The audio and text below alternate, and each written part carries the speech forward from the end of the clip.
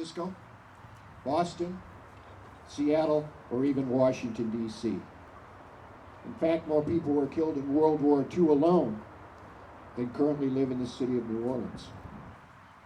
This, of course, does not even begin to take into account who were wounded and went missing. The number is closer to 2.8 million, just slightly more than the city of Chicago. With us today in this cemetery are 12,626 World War II veterans. These numbers should surely humble us, as they represent people, individuals who were brothers, husbands, mothers, sisters, friends. These were people woven into the fabric of communities across the nation. They were loved, they were mourned, and they were missed. I would encourage you to get to know these stories within your own communities. I think you'd be amazed at the stories of true valor that you will find. Just before Election Day in 2018, an American soldier in Afghanistan posted on Facebook, "As the USA gets ready to vote in our own election Tuesday, I hope everyone back home exercises their precious right to vote. And that whether the Republicans or the Democrats win, that we all remember that we have far more as Americans that unites us than divides us. United we stand, divided we fall. God bless America." That was the end of his quote. Although the soldier who posted these wise words was a member of the National Guard and was described as a proud Republican, his family likely had little interest in the actual results of the election. It mattered not that he was also the mayor of North Ogden, Utah. When Election Day arrived, so did the honor guard accompanying his remains. The flag-draped casket of Major Brent Taylor, husband, father of 7, an inspiration to millions. Utah weeps for them today, as State Lieutenant Governor wrote of the Taylor family. He could have added, that was his nation wept as well. A veteran of 2 tours in Iraq, Major Taylor was killed when a cowardly member of the Afghan National Security Forces opened fire on him during an insider attack in Kabul. Major Taylor did not need to serve in the military. Like all U.S. veterans of the global war on terrorism, he chose to serve in the military. On June 6th, the world will observe the 75th anniversary of the Normandy invasion. Labels that we hurl at each other today, like Democrat, Republican, red state, blue state, would have mattered little to these men when facing mines and machine gun fire when charging a beach. The D-Day invasion initially claimed over 2,900 killed in action and 5,655 missing.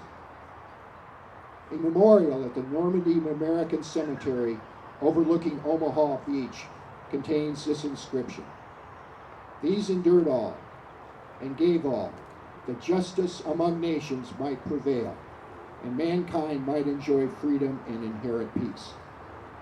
Further into the cemetery, an inscription dedicated to the memory of those who fought to control the beaches of Normandy serves as a permanent reminder of the gratitude and respect for the Allied soldiers. These words also provide a lasting memory to the sacrifices made by Americans throughout this nation's history to preserve and protect our freedom. It reads, "This embattled shore, portal of freedom, is forever hallowed by their ideals, valor, sacrifices of our fallen countrymen." This cemetery is the final resting place of 9,387 killed in action, 1,307 unknowns, and 1,577 listed as missing in action. I'd like to tell you a very quick story about someone that participated in D-Day. He was a lieutenant assigned to the 507th Parachute Infantry Division, 82nd Airborne Division, which participated in the airborne invasions in Normandy. As a lieutenant, he was the first out of his aircraft. He was to be followed by his machine gun platoon. The second man jumped, the third man froze. The two landed in flooded fields off the drop zones, spent time eluding the Germans, but were eventually captured. He spent 6 months in a POW camp, got tired of that, and escaped. He headed east and was repatriated by Russian forces. He was my father.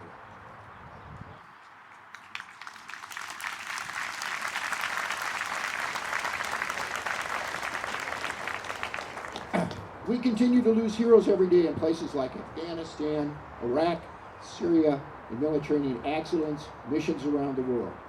Some are only teenagers, and many were just in their 20s. Regardless of their age, to their families, they are forever young, healthy, and strong.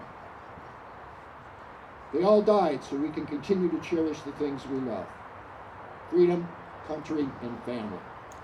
That is why we are gathered here today on Memorial Day, to honor the memory of our fallen warriors who have given everything for their country.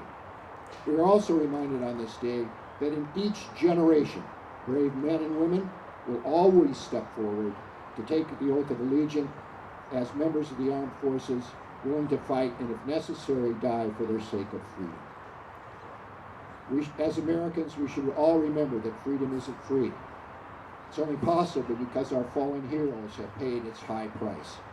A price paid which enables us to have ceremonies and observances like this in communities across our great nation. I'd like to close with some words by a gentleman named Charles M. Province. It is the soldier, not the reporter, who has given us the freedom of the press. It is the soldier, not the poet, who has given us the freedom of speech. It is the soldier, not the campus organizer, who has given us the freedom to demonstrate. It is the soldier, not the lawyer, who has given us the right to a fair trial. And it is the soldier who salutes the flag, who serves the flag, and whose coffin is draped by the flag, who allows the protester to burn that flag. God bless you all. God bless America. God bless our fallen troops.